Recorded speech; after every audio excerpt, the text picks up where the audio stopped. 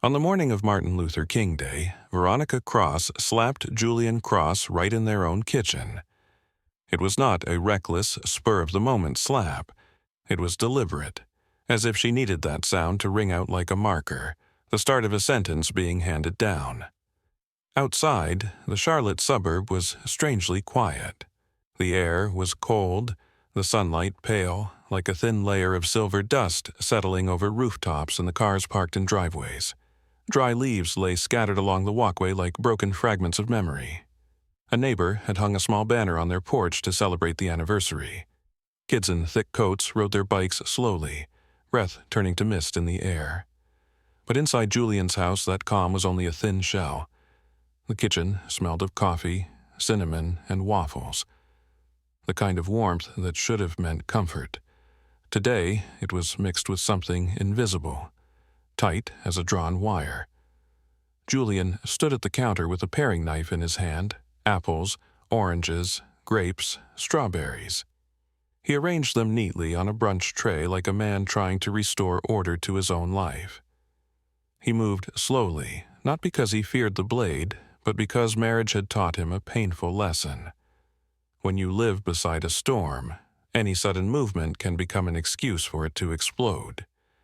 Julian was not the kind of man who raised his voice. He was steady, like a frozen lake. That steadiness made people mistake him for weak. Even Veronica sometimes looked at him as if he were just decoration inside the perfect house she was building. The soft click of high heels came down from the stairs, rhythmic, sharp, cold. Julian did not need to turn to know she was entering. Veronica Cross appeared in the kitchen doorway like a promotional image. A fitted dress, perfectly styled curls, makeup so flawless it revealed not a single thread of emotion. She held her phone up high in her hand like a mask. She switched to the front camera, put on a radiant smile, and her voice turned sweet as honey. She said today was special, the day her organization celebrated the journey it had come through. She spoke about gratitude, community, the people who believed in the mission. Every word sounded polished, as if rehearsed in front of a mirror. Then she ended the recording. The smile vanished instantly, her eyes changed cold and sharp, like a blade sliding free of its sheath. She looked at the fruit tray as if it were a cheap joke. She asked Julian if he truly thought any of that mattered. Julian kept his voice low and even. He said his mother had asked him to bring some food for the family brunch, just a small gesture. Veronica laughed, but there was no joy in it. She said small gestures were what people did when they had nothing real to contribute. She said important people did not care about a fruit tray. Julian felt the cut clearly, not on skin, but on the pride of a man trying to keep his family from breaking apart. He said it was Martin Luther King Day. He wanted things peaceful. He did not want an argument in front of his parents. Veronica stepped closer. Her expensive perfume filling the air, rich, cold, suffocating. She said peace was easy only for people who were not being attacked. Julian frowned and asked who was attacking her. Veronica jabbed a finger into his chest like a prosecutor delivering an accusation in court. She said he was the one destroying her, that he was slowly killing her reputation. Julian swallowed hard. He wanted to push back, but he noticed Veronica's hand trembling slightly, a small detail most people would miss. Julian understood this was not just anger. This was fear. His phone vibrated in his pocket, an unknown number. He did not answer, he simply slid it deeper out of sight. Veronica caught the movement. Her eyes flashed. She demanded to know who was calling him. Julian said it was no one. Veronica told him not to lie. She said he was using that calm voice again to pretend he was above her. Julian took a deep breath and said he was only trying to keep the peace. Veronica clenched her teeth and said peace was what he used to control her. Julian had barely started to respond when Veronica lifted her hand. In that moment, Julian still thought she was only threatening. Then the slap landed. The sound cracked through the kitchen like a gunshot. Julian stumbled a step, his cheek burning, his mind blank as if something inside had shattered. Veronica trembled, eyes red, but her voice rose. She said Julian had destroyed her. Before Julian could even decide if this was madness or a plan, Veronica lunged forward and flung the front door wide open. Headlights swept across the yard. Julian's parents had arrived early, carrying food and smiles. Those smiles died the second they saw Julian standing behind the door with a blazing red cheek, and Veronica screaming like she was delivering a verdict. She said their son had ruined her life. Julian looked at his parents, then back at Veronica, and a cold understanding slid down his spine. She did not want to resolve anything. She wanted witnesses. Veronica Cross stood on the threshold, breathing hard as if she had just run from a chase. But her eyes were not the eyes of someone cornered. They looked like the eyes of someone building a stage, trying to turn tragedy into a performance that served her. And the first victim of that performance was Julian Cross. The sting of the slap still burned on his cheek. A clear red mark under his skin like a stamped seal. He did not need anyone to tell him what his parents would see. They would not only see a son who had been attacked, they would see his marriage slipping through his fingers like sand. The headlights swept the yard again. The car door opened. Henry Cross stepped out first, holding a bag of food, his face still carrying the warm excitement of a father looking forward to a family brunch. Diane Cross followed, cradling a casserole dish wrapped carefully in foil. They had come early because they thought today was the anniversary of Veronica's organization. A good day, a proud day. But the instant they saw Veronica blocking the doorway and Julian behind her with a burning red cheek, the smiles on their faces were crushed as if someone had squeezed them to death. Veronica did not give them a chance to ask. She threw her first line like a stone. She said their son had destroyed her life. The air froze. Diane stood rigid, the dish in her hands suddenly heavy like a stone. Her eyes flicked between Veronica and Julian. Her heart pounded in her chest like a warning that this family was about to step into a real storm. Henry was different. He looked straight at Julian's cheek first. He did not need the accusation to see the evidence. His jaw tightened, his shoulders tensed like a soldier hearing an alarm. He demanded to know what was happening. Veronica snapped toward Henry, her eyes bright in a dangerous way, not bright with tears, but bright with rage shaped into strategy. She said Julian was sabotaging her reputation, that he was spreading dirty rumors, that he was trying to make her lose the position she had bled to earn. Julian stood there, his hands slightly unsteady, but his voice stayed firm. He did not react like someone caught guilty. He reacted like someone used to being blamed, trying not to make things worse. He said they could come inside and talk. Veronica cut him off immediately. She did not want privacy. She wanted this right here, in front of them, in front of witnesses. She told Diane she needed to hear it, that Diane needed to see who her son really was. Diane stepped back half a step, then moved forward again. A mother's instinct would not let her retreat. She drew a deep breath, trying to keep her voice calm even as her heart spun out of control, and asked Julian if he had done anything. Julian looked at his mother, pain sitting deep in his eyes, not only from the burning cheek, but from having to answer that question in front of the woman who raised him. He said no. Veronica screamed a single word. She said he was lying. The shout made the whole neighborhood seem to flinch. Nearby, curtains shifted in a couple of windows, as if someone was watching. Henry moved closer, standing slightly in front of Julian, not to block words, but to block something worse. Henry ordered Veronica not to scream in his yard. Veronica did not back down. She looked like someone who had stepped into a madness she believed was justice. She said Henry had no idea what his son was capable of. She said Julian was more dangerous than they thought. Julian kept his hands open, never curling them into fists, the posture of someone who did not want to escalate.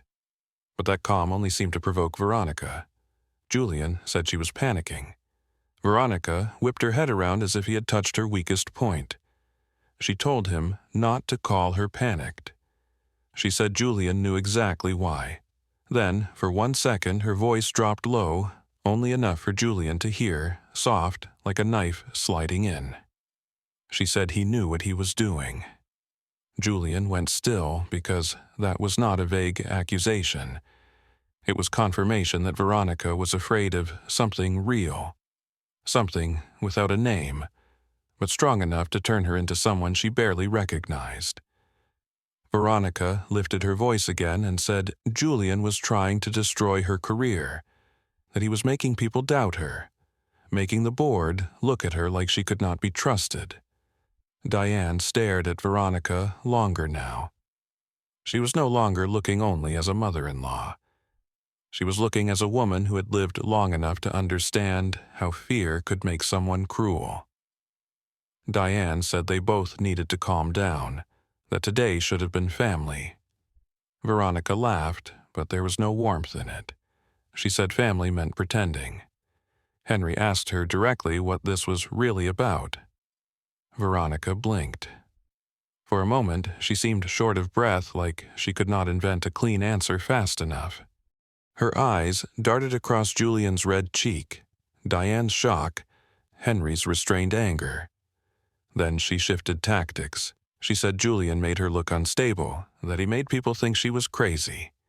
Julian finally said what he did not want to say in front of his parents. He said she had slapped him. Veronica fired back instantly. She said Julian forced her. Diane's mouth fell open. The word forced was a trap. It turned the one who hit into the victim. It turned the one who was hit into the abuser. Diane asked how Julian forced her. Veronica swallowed hard. She said Julian told people she was fake, that he acted like he had proof. Henry turned to Julian and asked if he had any proof. Julian said no. That single answer made Veronica go pale, as if she had been betrayed again. Because if Julian truly had proof, he would use it. If he did not, then why was she afraid? Why was she trembling? And why did she need witnesses? Henry had heard enough. He pointed inside and said everyone was going in, sitting down, and talking like adults. Veronica turned and walked in first, her steps hard, as if she were stamping each one into the floor. Diane followed, still holding the casserole dish, but now the food felt like something out of place inside this tragedy. Henry went last, his eyes never leaving Julian. He was trying to stay calm, but one fact had already been carved into him. His son had been slapped, and this would not pass easily. Julian paused at the doorway for a beat. He lifted his hand and touched his cheek, not to complain, but to make sure he was still clear-headed inside the chaos. Then he looked after Veronica walking into the house and understood. Veronica did not only want to win an argument, she wanted to control the story before the truth could step in. Veronica Cross sat on the sofa like a prosecutor entering a courtroom. Her back was straight, chin lifted, eyes cold as steel. She was no longer the wife who lost control. She became a woman preparing to present a case, and Julian understood that made the situation far more dangerous than the slap. The living room was too bright. So bright, everything looked almost fake. Sunlight from the large window hit the family photo on the shelf, the neatly folded throw blanket, the potpourri bowl scented with apple and cinnamon. Ordinary details of a happy home. Today, none of it was happy. Diane Cross set the casserole dish on the coffee table and stood still. Her hands trembled slightly. She did not want to believe this was the morning of Founder's Day. She did not want to believe a family brunch had turned into violence and accusations. Henry Cross did not sit. He stood by the fireplace with his arms crossed, his face dark, silent, but the pressure from him felt like it was pressing the whole room down. In Henry's mind, one image kept repeating. Julian's cheek, bright red, and Veronica without regret. Julian sat opposite Veronica in a single chair. He did not cross his arms, did not bow his head. He placed both hands on his knees, open, as if to tell everyone he was not attacking anyone. But that calm only drove Veronica further into frenzy, because it made her feel she could not control the narrative the way she wanted. Diane looked at Veronica, keeping her voice soft to salvage something, asking her to explain calmly. Veronica nodded slowly, as if granting permission. She said Julian had attacked her. The air froze again. Diane asked how. Veronica grabbed her phone and moved fast, like someone who had prepared this in advance. The screen lit up, throwing a cold digital reflection into her eyes. She said Julian sent anonymous messages, screenshots, rumors to colleagues, everything aimed at her career. Julian's stomach dropped, not because he feared exposure, but because he recognized the game. Someone had written those lines cleverly enough to sound like Julian, poisonous enough to hit Veronica's weak spot, and timed perfectly to make Julian the perfect enemy. Julian said it was not him. Veronica cut him off and demanded that if it was not him, then why did the messages mention details only Julian would know? Henry straightened, his voice rough, demanding she show them. Veronica lifted the phone. On the screen were email screenshots, black and white text as cold as an indictment. She read them out loud like she was reading charges in court. She read accusations that the woman was not what she pretended to be, that she used the mission to build her personal brand, that she had conflicts of interest, that donors interfered with decisions, that she manipulated her image for power. Diane stared at the screen. She was not only shocked by the content, she was shocked by Veronica's voice as she read, as if those words were choking her. Diane asked who sent them. Veronica looked straight at Julian and said he did. Julian shook his head. No. One short word, carrying the exhaustion of someone who had been misunderstood for too long. Diane's eyes reddened, not because she fully believed Veronica, but because she hated watching her family dragged into a fight with no exit. She asked Julian why he would do this. Julian said he did not, that someone was setting him up. Veronica laughed, dry and bitter, and said Julian was playing the victim again, that everyone was tired of it. Henry looked at Veronica with a cold edge and asked whether she had proof Julian sent them, or only feelings. Veronica paused for a single beat. That beat was enough for Julian to see fear was driving her. She did not have real proof, only fragments someone had fed her. But she needed to believe them, because otherwise she would have to face something far worse. The truth that the person destroying her might not be Julian. Veronica said proof was not only paperwork, proof was behavior. She said Julian was always silent, always calm, always smiling like he knew something. Julian looked at her and repeated what she could not deny. He said she slapped him just because he stayed calm. Veronica screamed that she slapped him because he was destroying her. Diane asked how he was destroying her. Veronica said Julian was making people doubt her integrity, the board, the donors, everyone. Henry asked what was happening at her workplace. Veronica said it was complicated. Julian leaned forward, his voice not loud, but sharp like a cut, telling her to tell the truth. Veronica's eyes flashed with panic, then she turned to Diane as if to pull Diane onto her side, saying everyone always took Julian's side. Everyone always thought she was the problem. Then she marched to the photo shelf and yanked down their wedding picture. The photo shook in her hand like a torn flag. She said that was what Julian destroyed, that her life had become a lie.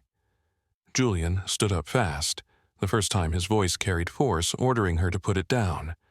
Veronica refused. She made them look at what she called lies. Diane started to cry, helpless, begging her to stop. Veronica did not stop. She said Julian was not who they thought. Julian answered in a calm so cold it silenced the room, saying Veronica was not either. The room went dead. For a moment, Veronica looked like someone had grabbed her by the throat. Then she laughed, a laugh without control, and said if they wanted the truth, she would call someone who could prove it. She lifted her phone, fingers shaking but determined, saying she wanted witnesses. Julian watched her and knew the person about to enter this house would not come just to talk. He would come to take power, and Veronica was opening the door for him. Julian Cross went back into the kitchen like a man walking away from gunfire. He did not run, but every breath weighed like stone. His cheek still burned, not from physical pain alone, but from the humiliation of being exposed in front of his parents on a morning that should have been warm. He planted both hands on the cold countertop, his fingertips gripping lightly. 1 second, then he released. Julian would not allow himself to break, not now. Behind him, Henry Cross's footsteps entered slowly, not rushed, not loud, but carrying the pressure of a steel door closing. Henry did not need many words to make the kitchen feel like it was running out of air. Henry stopped in front of Julian and told him to look him in the eye. Julian lifted his gaze. There was no panic in his eyes, no wild anger, only something cold and deep like the sea at night. Henry recognized it immediately. This was not the look of a weak man. This was the look of a man holding the reins, not being dragged. Henry asked directly if Julian sent those anonymous messages. Julian said no. One word, no detours, no excuses. Henry stared, as if testing every breath for a crack. Julian did not blink. He did not beg to be believed. He simply stood there, silent and steady. Finally, Henry gave a short nod and said good. That single word felt like a stone lifting off Julian's chest, because Henry rarely trusted anyone unless he was sure, and once Henry trusted, he would stand in front of the storm. Julian said Veronica was not thinking clearly. Henry gave a cold laugh with no humor and said Veronica had slapped Julian. That was not panic, that was a choice. Julian swallowed hard. He did not excuse the slap, but he knew the truth was bigger than what his father could see. He said Veronica was afraid. Henry asked what she was afraid of. Julian paused just long enough for Henry to realize his son was weighing something, not whether to speak, but how much to reveal. Julian lowered his voice and said there was a man in Veronica's world, a donor, a man with money and influence who believed he owned Veronica's work the way he owned a product. Henry's jaw tightened. He asked if Veronica was having an affair. Julian answered honestly, saying he was not sure, but he knew the man was controlling her with money, threats, and a trap called reputation. Henry demanded to know why Julian let it happen. Julian exhaled heavily and said, because if he exploded, Veronica would flip the story instantly. She would claim he was abusive. She would turn him into the villain to hide the real villain. And then that man would win. Henry looked at his son as if seeing him clearly for the first time and asked what the real story was. Julian dropped his voice even lower and said there was an internal review, a compliance review not only about their marriage, but about Veronica's organization, donor interference, coercion, conflicts of interest. A whole network of control Veronica had been trapped inside. Henry frowned, irritated and confused, reminding him this was a family brunch. Julian nodded and said yes, but Veronica had turned it into a courtroom because she wanted to control the narrative before the truth arrived. When people are afraid, they do not look for an exit. They look for a sacrifice, and this morning, Julian was the sacrifice. Henry stepped closer, studying him like he was trying to read a secret. He asked if Julian knew something. Julian said he knew enough to stay calm. Henry fell silent, a question turning in his mind that he did not speak yet. The son who was always quiet, what exactly was he hiding? Finally, Henry asked who Julian was right now. Julian looked out the kitchen window at the cold sunlight on the yard, then turned back, his voice low but hard, saying he was a man tired of being a prop. At that moment, Veronica's voice carried from the living room. She was on the phone, sweet but urgent, like she was begging someone she could not afford to offend. She told him to come now. She said she needed him to hear what Julian was doing. Henry clenched his fist. Julian quickly told his father not to fight, not today, not to use violence, because violence would save Veronica from responsibility and protect the other man from the truth. Henry said he would not allow a stranger into his home to disrespect his family. Julian said let him talk, let him expose himself. When a man believes he has power, he shows it, and when he shows it, he brands himself. Henry narrowed his eyes at Julian and said Julian was planning something. Julian did not have time to answer because his phone vibrated again. Unknown number. Julian glanced. A short message read, "Do not interfere. Let them talk. Keep everything clean." Julian exhaled slowly like a man finally confirming what he had been waiting for. He said he was not planning revenge. He was letting the truth do it. Outside, an engine rumbled in the driveway. Heavy as fate, someone had arrived. The doorbell rang like a gavel striking a courtroom table. Not the friendly chime of a familiar guest, but dry, decisive, like a notice that a powerful man had come to reclaim what he believed belonged to him. In that instant, the whole house seemed to hold its breath. Henry Cross went into the hallway first. He moved fast, but his steps were heavy. He did not look at Veronica. He did not look at Diane. He stared straight at the front door, like he was ready to face anyone who dared enter his home and cause trouble. Julian stood at the edge of the kitchen, his eyes cold as steel. He was not tense. He was frighteningly calm, like a man waiting for the exact moment the other side would reveal itself.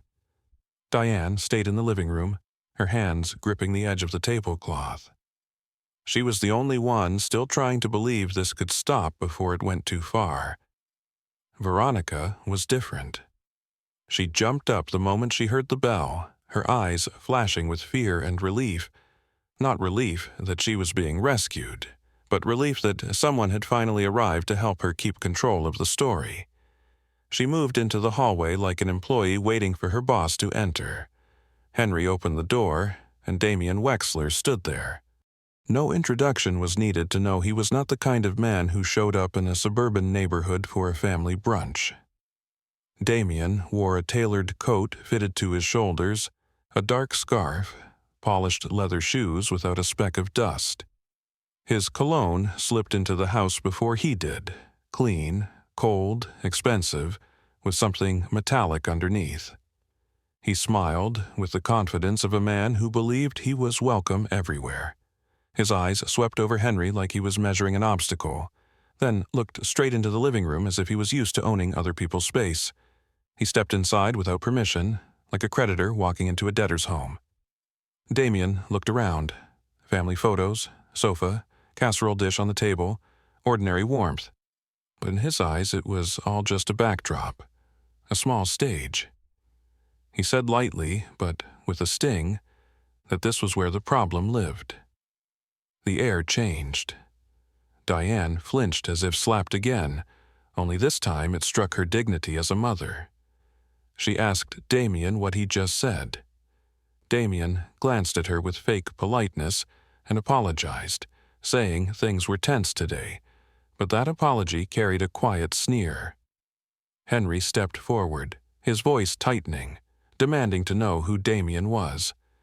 Damian turned, his smile still fixed like it had been bolted to his face, and said he was Veronica's partner, that he helped keep the mission alive. Henry told him this was his house, and if Damian wanted to speak, he would speak with respect. Damian nodded, as if indulging a difficult older man. Then he looked at Julian. That look was the truly dangerous thing, not curiosity, but assessment, as if Julian were a small obstacle in a large plan. Damian said Julian had caused trouble. Julian calmly said he did not know who Damian was. Damian said Julian knew what he had done. Veronica rushed forward as if pulled by an invisible string. Her voice softened instantly, like she changed outfits in front of everyone. She thanked Damian for coming. Damian did not look at her like a husband's wife. He looked at her like an asset that was trembling. He told her to stay calm, that she was a leader, that she could not let emotions dirty her image. The way he said it made Diane's skin go cold. It was not encouragement, it was an order. Damien turned back to Julian and spoke like he was sharpening a knife, saying a real man supports his wife, not sabotages her just because he feels small. Diane's eyes widened, and she protested at once, telling Damien not to speak to her son that way. Damien gave a thin smile and said he was trying to solve the problem. Henry pointed toward the door and said Damien was the problem, and he needed to leave. Damien did not move. He looked at Veronica with a wordless command in his eyes, telling her to do it right now in front of them, if she wanted to be taken seriously, if she wanted to keep her seat. Veronica swallowed hard. Her hand trembled. But instead of stopping, she looked triggered, turning towards Diane, her face shifting. She told Diane not to speak to her in that familiar tone, saying Diane had never respected her. Diane flinched like she had been cut. She said she had tried. Veronica leaned in, her voice rising as if unloading years of buildup, accusing Diane of judging her, calling her fake, treating Julian like a saint. Diane said the only thing she was sure of was that nobody deserved to be slapped in their own kitchen. Veronica stiffened, then struck back, saying Julian forced her. Diane shook her head and said no. Veronica chose. Damien stood there watching the collapse like he was watching a play he directed. Then he spoke slowly, each word small but poisonous, saying this was why Veronica was always weak in her marriage, because she let them define her. Veronica's eyes filled, then her anger ignited like oil catching fire. She said she would not be weak. Damien nodded, his smile deepening, and told her good, now show them the truth. Veronica lifted her phone high like a blade. She said she had screenshots, anonymous reports, people at work who had seen everything. Her voice trembled, but she forced it sharp, like she was trying to convince herself that if she spoke loudly enough, words would become reality. Damien Wexler stood beside her, calm like an owner beside his product. His eyes slid over Diane and Henry without respect, only evaluation. He let Veronica speak, but everyone felt the most frightening truth. Veronica was not speaking her own will, she was performing Damien's script. Julian watched her and felt a brief beat of pain, not because he was weak, but because he saw his wife sinking inside an invisible cage, and every time she fought, she tightened the wire around her own throat. Julian said those things did not prove he was the sender. Veronica cut him off, insisting only Julian knew the internal details mentioned, saying he pretended innocence while quietly setting traps for her. Damien stepped forward, his voice smooth like velvet but cold as steel, demanding Julian admit it, apologize, and fix it. Julian stared at Damien for a long moment. His eyes were not angry, they were cold, observing, like a man looking straight at the nature of a beast. Julian said Damien liked controlling people. Damien laughed without joy and said he liked results. Veronica scrolled through the messages, and the more she read, the more her breathing tightened. The lines hit her weakest points.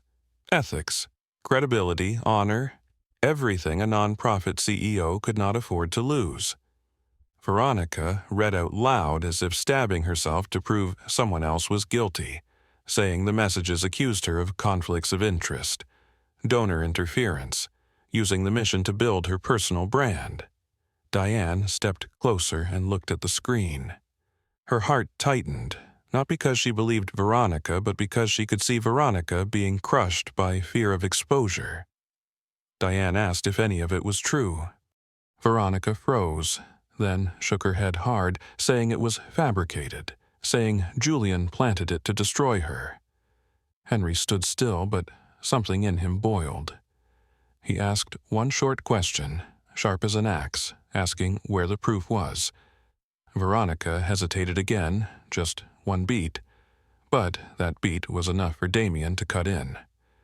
Damien said proof was not only paperwork, proof was behavior, and he told them to look at Julian, that calm could only belong to a guilty man. Julian said he stayed calm out of respect for his parents. Veronica screamed that Julian respected no one, that he was destroying her. Diane's voice changed then. It was no longer soft. It became steady, clear, the voice of a mother finally drawing a line.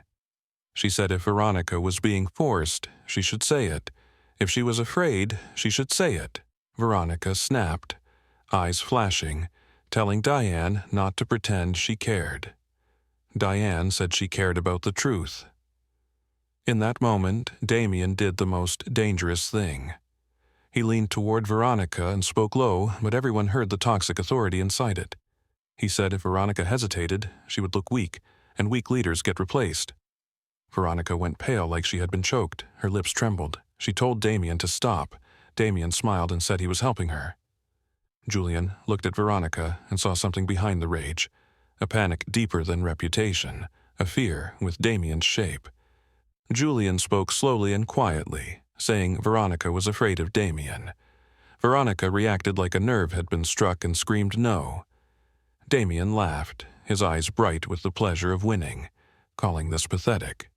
Then he turned to Julian and said the line that killed the room, a line that did not just expose him, it exposed the entire network. Damien said he funded the mission.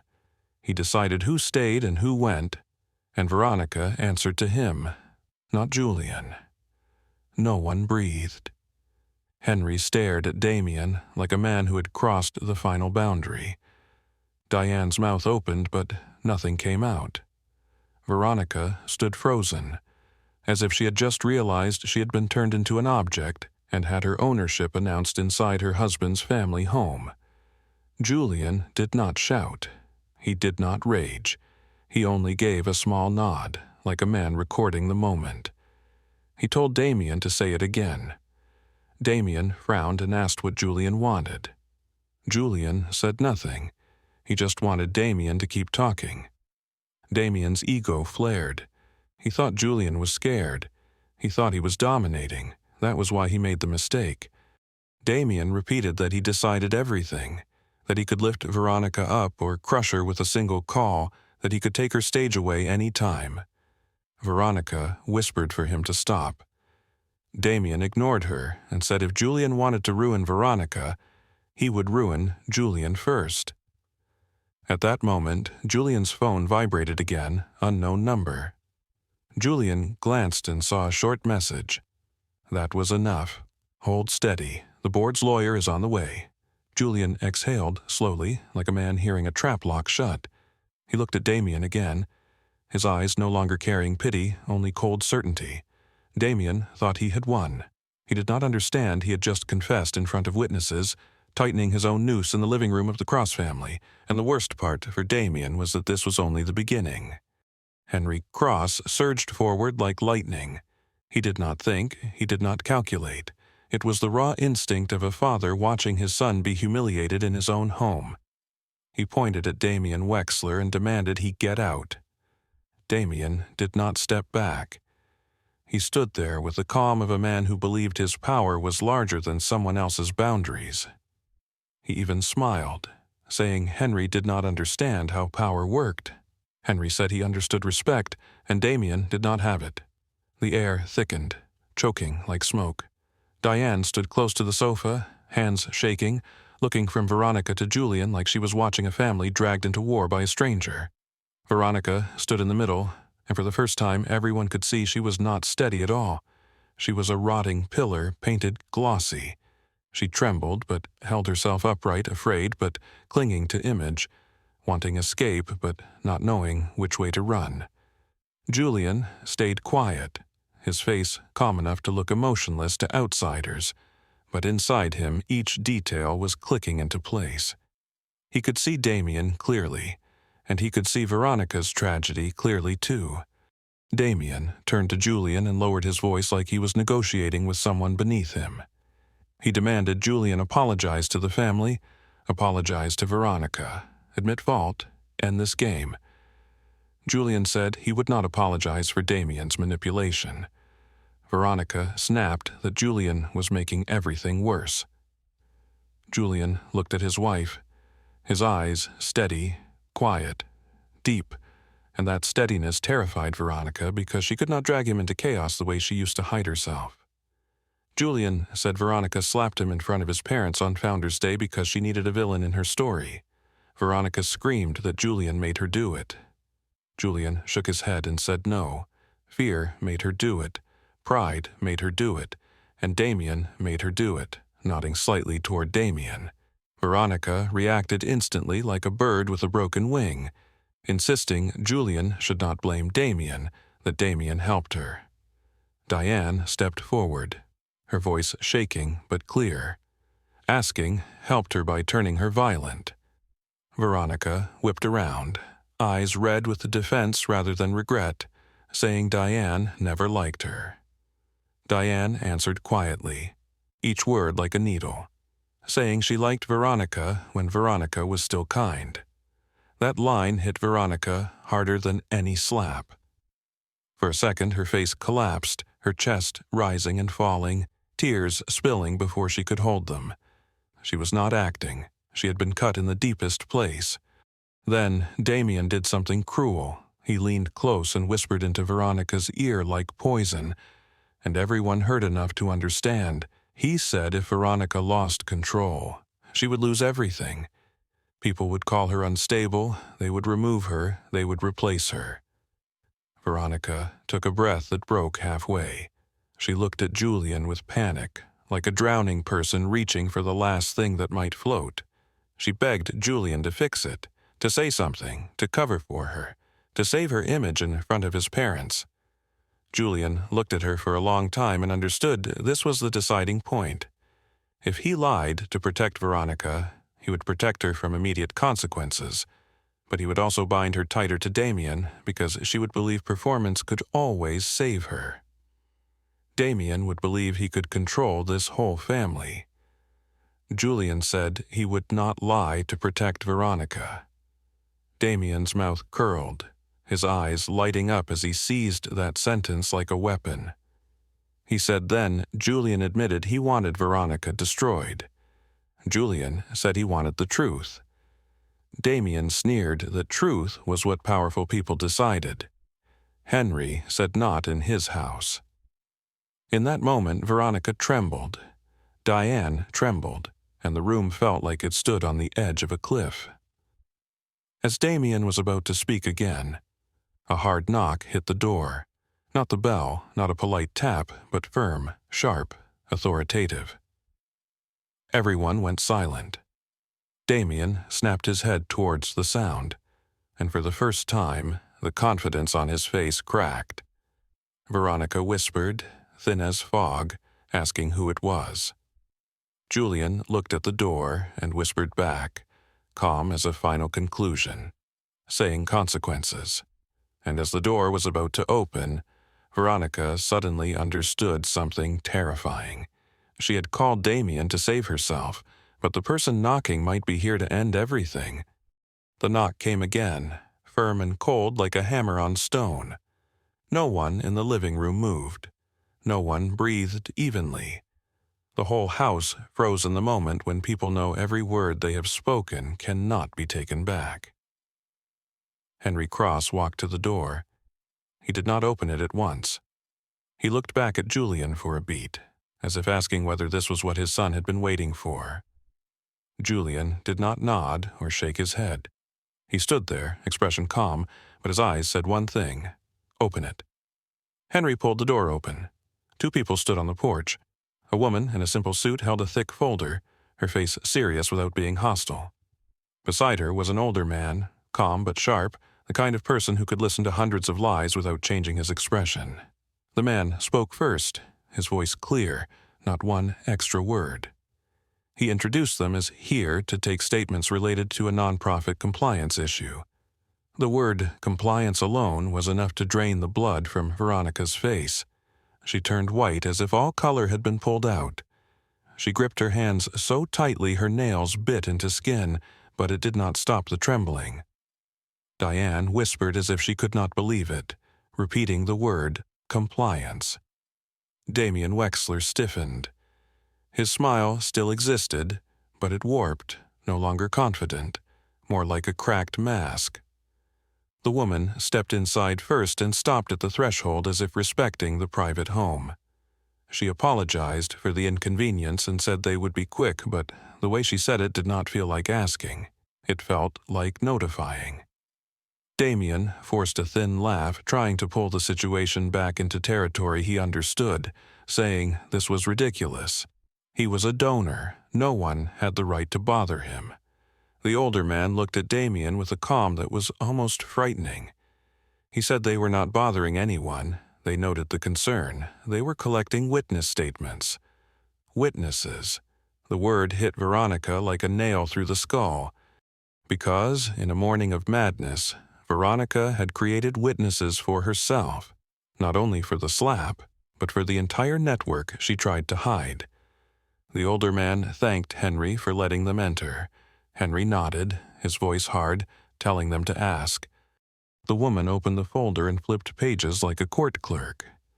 She looked at Damien and asked whether he had just said in front of everyone in the room that he decided who stayed and who went in the organization. Damien tried to smirk, holding himself together, saying he only said he funded the mission. The woman did not shift at all. She said that was not her question. She looked down at the page and repeated the statement exactly, like reading testimony, saying that in front of witnesses Damien declared he decided who stayed and who went, and that Veronica answered to him. Damien's smile faded. He said his words were being exaggerated. The older man said they had multiple witnesses in the room, and they also had prior reports. The air in the house changed. The cinnamon smell was gone. The brunch smell was gone. All that remained was the smell of consequences.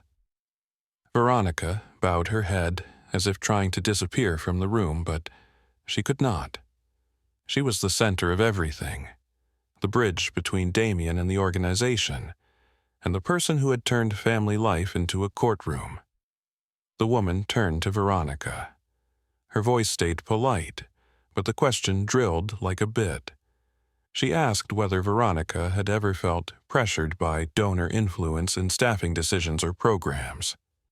Veronica opened her mouth, then closed it. Damien looked at her, locking her with his stare like a collar. He spoke low, but loud enough to be heard, telling Veronica to be careful. The woman wrote that down. Then she looked at Damien directly, her voice firmer, telling Damien to stop speaking for Veronica. Damien's lips tightened, but he did not dare argue openly. Veronica finally spoke, her voice thin like wet paper. She said she'd been under pressure. Damien snapped in anger and told her not to say that. The woman cut him off at once, ordering him to stay silent while they questioned her. Veronica started trembling harder. Tears rose. She said Damien had threatened to cut funding if she did not follow his demands. She said he would call the board and say she was incompetent. She said he would make her look unstable. Diane lifted a hand to cover her mouth. Henry turned toward Veronica, his stare heavy as stone, asking if that was why she had poured everything onto Julian. Veronica collapsed, no longer a CEO posture, no perfect shell. She broke down crying and said she did not know what to do. Julian stood there, his heart tightening, but his voice stayed even. He said Veronica could have told him. Veronica looked at Julian, shattered, and said she was afraid Julian would judge her. Diane answered immediately, her voice shaking but not soft, saying now they were judging Veronica because Veronica slapped Julian. The compliance woman did not let emotion take over. She stayed procedural. She asked a question that made the whole room go cold. She asked whether Veronica had ever shared confidential organizational information with Damien. Veronica froze. Damien froze. Julian looked at his wife and understood that question was the real door, the door into the darkest part of the story. And in that instant, everyone in the house realized this had never been only about a slap. It was a network of control, and Veronica had been trapped in it for too long. The recorder placed on the coffee table sounded like an iron lock sliding into place. Samuel Holt set it down gently, but the entire room felt as if a door had just closed behind them. The door of freedom, the door of simple apologies. From this moment, everything became something else. Procedure, evidence, consequences. Samuel looked around, then looked straight at Veronica Cross and said this was a voluntary statement. Veronica had the right to refuse, the right to request an attorney, the right not to answer if she was unsure. His voice was low, clear, without ornament, like someone who had done this too many times to let feelings distort it. Veronica nodded, but the nod was weak as a branch about to snap. Tears clung to her lashes. Her lips pressed together, trying to hold on to the last scraps of strength. That strength was dissolving. Harper Lane stood beside him with a pen ready to record every word. There was no pity in her eyes, no cruelty either, only truth. Samuel asked Veronica to describe her relationship with Damien Wexler. Veronica took a long breath and said Damien became a major donor 2 years ago. Back then he was supportive, always saying her organization had a future, always arriving with a smile and promises. Veronica paused, then her voice cracked. She said everything changed fast. She said Damien began demanding access. Harper asked access to what? Veronica said meetings, decisions, staffing. Damien wanted the right to approve people, to know who got promoted, who got cut. In the living room, Diane's hands tightened. Henry stood straight like a wall. Julian's face stayed unchanged, but inside him, each word locked into place like a bolt. Harper asked whether Damien had threatened Veronica. Veronica nodded. She said Damien told her if she did not cooperate, he would call board members and say she was unstable. He would brand her as an emotional leader, incompetent, unreliable. He could destroy her credibility with a whisper in the right place. Samuel asked a question that chilled the room. He asked whether Damien had ever directed how Veronica treated her husband. Veronica shrank back, blinking fast like she was searching for an escape, but the escape vanished when Julian looked at her. Julian was not forcing her. He was simply waiting for honesty. Veronica whispered yes. Diane pressed a hand to her chest. Henry's eyes widened. Both looked as if their family honor had been stabbed. Veronica said Damien told her Julian made her look weak. He said a CEO could not let her husband make others think she lacked control. He said she had to prove she was the one holding power, not just in the boardroom, but at home. Julian stared at Veronica and asked softly if she slapped him to prove control. Veronica broke down sobbing and apologized. The apology was no longer sharp, no stage. It sounded like someone surfacing from underwater just to breathe. Harper turned to Damien, her voice cold, and asked whether Damien had said Veronica needed to prove control. Damien tried to smile, but it strained. He said he only gave advice, and leaders should know how to take advice. Samuel cut in, his voice gaining an edge for the first time, telling Damien to answer the question. Damien's smile died. He said he did not tell anyone to slap anyone. Harper looked at him steadily and said Damien told Veronica she would lose everything if she looked weak. That was pressure, and pressure had impact. Damien shrugged like it was business, saying pressure was part of success. Samuel said pressure was not governance. Damien looked at Samuel, assessing him, asking who he was. Samuel said he was the attorney representing the board and the compliance process. Damien froze. 1 second was enough for everyone to see his power wobble. Damien could threaten Veronica, intimidate staff, manipulate meetings, but he could not brush off board counsel. Diane turned to Veronica, her voice hurting so much it barely held shape, asking why Veronica never spoke, why she did not tell the family, why she did not tell Julian. Veronica shook her head and said she thought she could control it, that if she tried a little harder, stayed a little stronger, she would not be replaced. She did not want to be seen as a failure. Diane said Veronica chose violence instead of truth. Veronica whispered she did not realize she was becoming that kind of person. Harper asked about the anonymous messages. She asked whether Veronica sent them. Veronica said no. Harper asked Julian if he sent them. Julian said no. Harper asked whether Julian knew who did. Julian said he had suspicions. Damien's eyes narrowed immediately. Julian looked at Damien calmly and said, "Who benefited from isolating Veronica? Who benefited from making Veronica believe Julian was the enemy? Who benefited from making Veronica fear the one person in her home who could protect her?" Damien let out a warning sound, but Harper turned on him at once, her voice hard as steel, saying Damien did not control this room. Damien's face darkened. For the first time he felt real loss of control. Veronica sat curled into the sofa, no longer a CEO, no longer a leader on a stage, only a woman staring into the consequences of her choices. In the silence after the last question, Julian understood Damien had lost the room. Now he only had one weapon left: threats, and when a manipulator loses power, he becomes most dangerous. Damien Wexler stepped forward like an animal pushed into a corner. When he held power, he smiled. When he thought he controlled the room, he spoke as if preaching. But now, after the compliance questions, after Veronica's admissions, after the recorder sitting on the coffee table like a trap tightening shut, Damien stopped performing the courteous donor. He revealed what was real, a man who lived by threatening others. Damien moved straight towards Julian, his voice lowered, slow, dangerous, asking whether Julian thought a few stories in a living room could destroy him. Henry Cross stepped in immediately, placing himself between them without hesitation, refusing to let Damien close the distance by even one step. Henry ordered Damien to back up. Damien looked at Henry and gave a thin laugh, asking if Henry knew what game he was stepping into.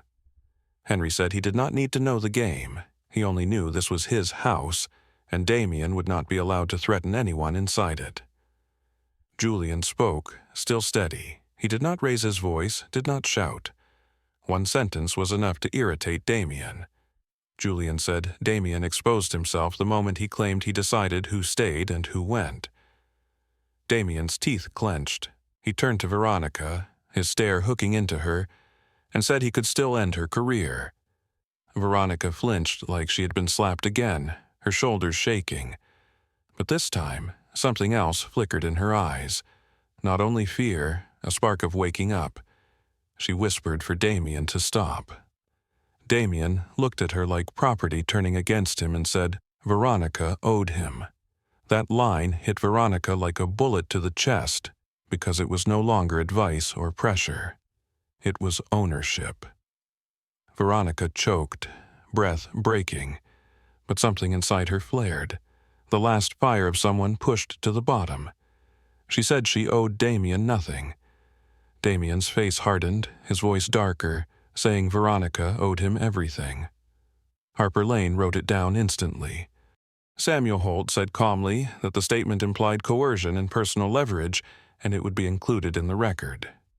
Damien stared, eyes widening, finally understanding every word he spoke was turning into evidence. He tried to pivot, calling it a misunderstanding, saying he helped fundraising, created opportunities, pulled the organization up from nothing. Samuel said Damien did not build the mission, he only funded part of it. Damien laughed hollowly and said he was the reason the organization existed. Samuel did not argue long, he said no. Then Samuel turned to Julian and asked whether Julian wanted to clarify his role to the family. Veronica snapped her head up. Diane did too. Henry turned toward his son, brow tight. What role? Julian drew a breath. He looked at his mother first, his eyes softening for a beat, then at his father, his gaze hardening again, then at Veronica, and the softness disappeared. Julian said he never wanted to bring work into the home, never wanted to turn their private life into a workplace, never wanted his parents to live in the cold world of contracts and closed-door meetings. But this morning, Veronica turned his home into a courtroom. Damien walked in like a judge. Compliance arrived like a sentence. There was nowhere left to hide. Julian said he represented the Aurora Beacon Foundation, the primary funding partner for the housing initiative and scholarship program that Veronica's organization was running. Silence exploded without sound. Diane stood frozen. Henry went rigid. Veronica looked like she had been yanked out of her chair by shock. She said it could not be true. Samuel nodded and confirmed. Aurora Beacon Foundation. Damien stood like a statue, face drained. His confidence was pulled out of him in a single second, because if Julian was the authorized representative of that foundation, then Damien was not the owner. He was only an intruder. Veronica looked at Julian as if he were a stranger. Her voice shattered. She asked why Julian never told her. Julian said Veronica stopped caring, that she only cared about lights, applause, and the feeling of standing on a stage like a queen. He said when people become addicted to praise, they cannot hear the truth whispering right beside them. Damien tried to laugh, but it stuck in his throat. He asked if Julian was only the foundation's lawyer. Samuel corrected him, clean and sharp, saying Julian was the authorized representative and legal counsel for the foundation in the funding process. Damien looked around the living room. He saw Henry ready to explode, Diane on the edge of tears, Veronica collapsing, Harper writing, Samuel cold as stone. Damien understood he came into this house to control the story, but now he was trapped inside a record. For the first time in his life, Damien felt something he made others taste: fear. Harper Lane spoke like she was reading a decision already signed. She did not need to shout or slam a table. One sentence was enough to drain Damien's face. She said effective immediately they were recommending a temporary suspension of all partner interactions with the donor until the review was complete. Damien protested on reflex, saying they could not do that. Samuel said they could, and they would. The air went cold, like a wind passing through the room. Damien stood with his mouth open, and his power had just been cut like a wire. Harper continued calmly, ticking through procedure, saying they would request documents, meeting minutes, email chains, everything related to signs of donor influence, everything related to coercion, everything related to donor interference in staffing and program decisions. Damien's jaw tightened, and he said they would regret this. Samuel said threats would be recorded. Harper kept writing. Every word Damien spoke now was another cut into his own case. Veronica started to cry, not the kind of crying for the camera, not tears to serve a brand. It was small, broken, sobbing from someone who had held a shell too long and finally watched it turn to ash. She hunched down, shoulders shaking. The fear that had followed her for 2 years was no longer outside her. It was sitting in the room under everyone's eyes. Diane stepped closer slowly, careful, not touching Veronica right away. She knew some pain shatters more when you reach for it. Diane stood close enough that Veronica knew she was not alone, but far enough that she would not feel pitied. Diane said fear did not excuse cruelty. She understood fear, but she could not understand the slap. Veronica covered her face, voice collapsing, saying she hated herself the moment she did it. Henry stood beside Julian like a wall, eyes red with anger. He asked if she hated it, then why did she keep pushing the story further? Why did she drag his parents into it? Why did she turn his son into a criminal? Veronica whispered that Damien said if she looked weak, she would lose everything, that she was obsessed with being replaced, erased from the stage, whispered about, and tossed away like defective goods. Veronica lifted her head and looked at Damien. Her eyes no longer held only fear. They held anger and humiliation too. She said Damien made her feel like she was nothing without performing. Damien gave a contemptuous laugh and said Veronica was right. She was nothing without him. The sentence fell into the living room like a second slap. Diane froze. Henry clenched his hands. Veronica went still. Julian's face did not change, but something cold swept through him. Harper captured it without needing to ask. Samuel looked at Damien and said thank you. Damien blinked, asking thank you for what? Samuel said thank you because Damien had just demonstrated the pattern. Damien turned on Julian like a wounded animal looking for someone to bite and said Julian thought he had won, that this was not over. Julian said calmly this was not about winning. It was about stopping Damien. Harper turned to Veronica and said they would require a formal statement. Veronica could have counsel, could cooperate voluntarily, but everything would follow procedure. Veronica nodded weakly and said she would cooperate. Damien spat one last line like venom, saying Veronica could not, that she had signed an agreement. Harper said if there was an illegal agreement, that was even more reason it belonged in the review.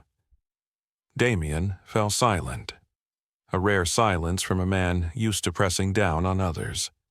Henry pointed to the door and told Damien to leave. Damien stood still for a beat, like he could not believe he was being thrown out of a place he thought he owned.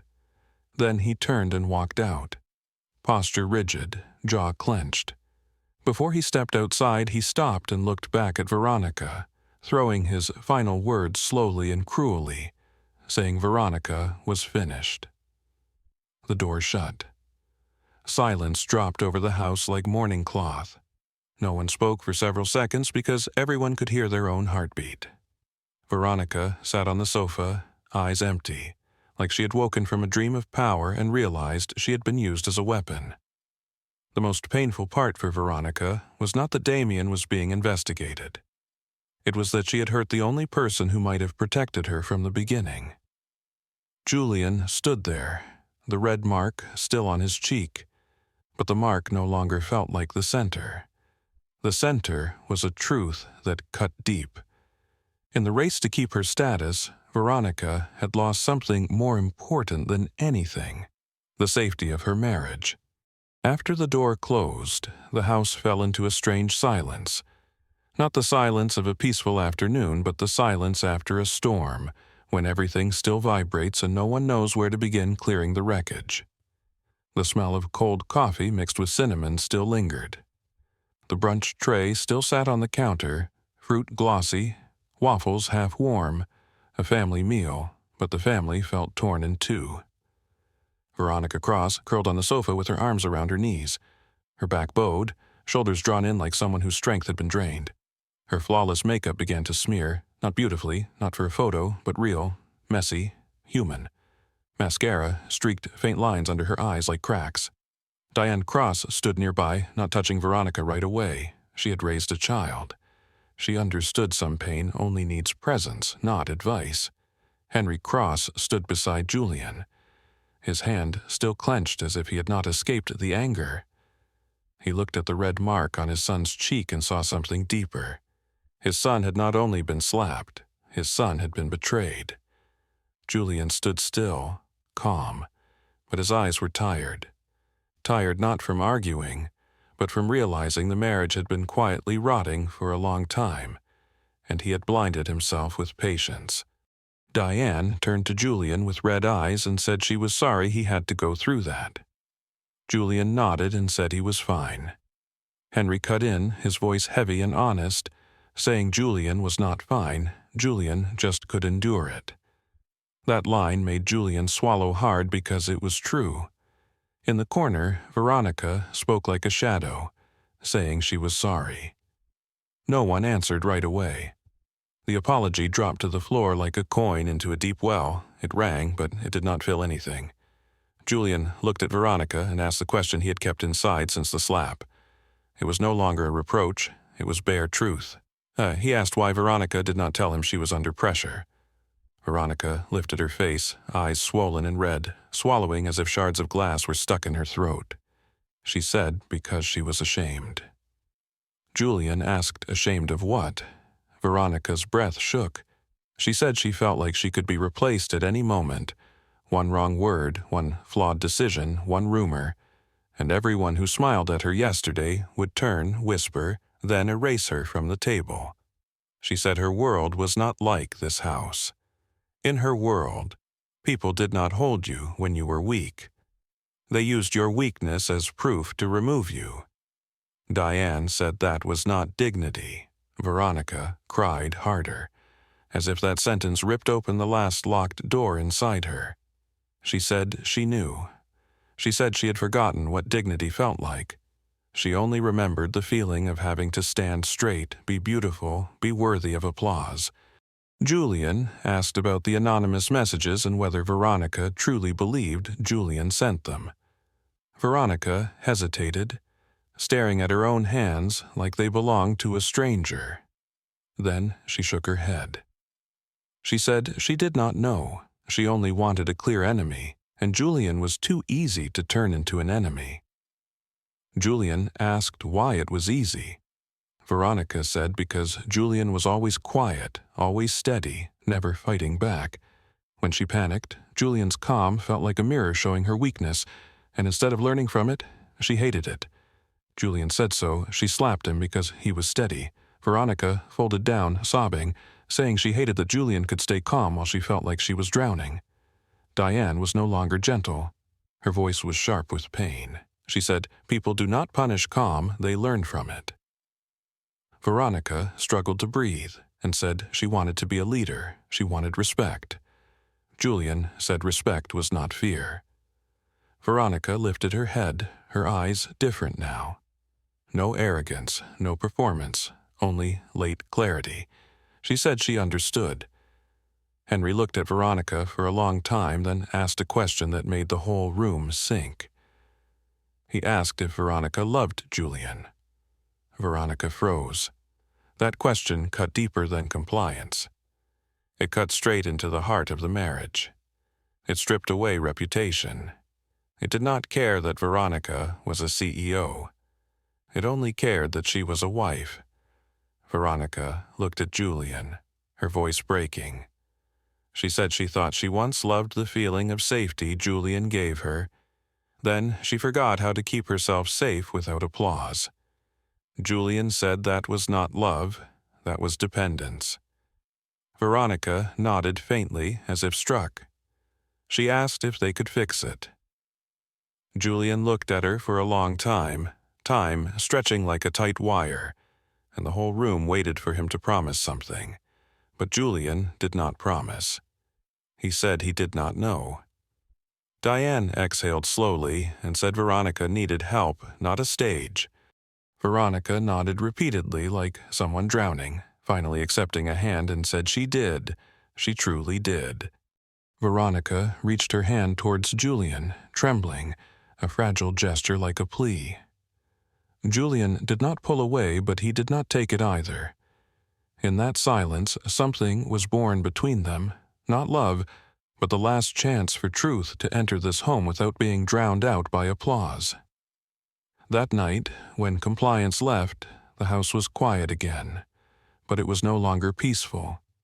It was the quiet of a place that had just undergone surgery without anesthesia. Every false layer stripped away, leaving a real flesh raw and red. Samuel Holt closed the folder and thanked the family for cooperating. Harper Lane repeated that the process would continue. There would be official follow-up, and anyone involved had the right to counsel. They spoke politely, professionally, as if what happened was just procedure. But when the door closed behind them, the family understood that procedure could be punishment. Diane's casserole dish still sat untouched on the coffee table. The food she brought with love now looked lonely, a brutal reminder that Founder's Day had been destroyed from the first minute. In the kitchen, the fruit tray Julian cut that morning still sat there. Apple slices had begun to brown. A few grapes rolled near the edge. The waffles were cold. No one was hungry. Pain had already eaten its fill.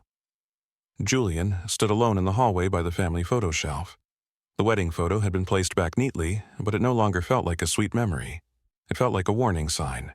He stared at it for a long time. In the picture, Veronica smiled brightly. Julian stood beside her, gentle and steady.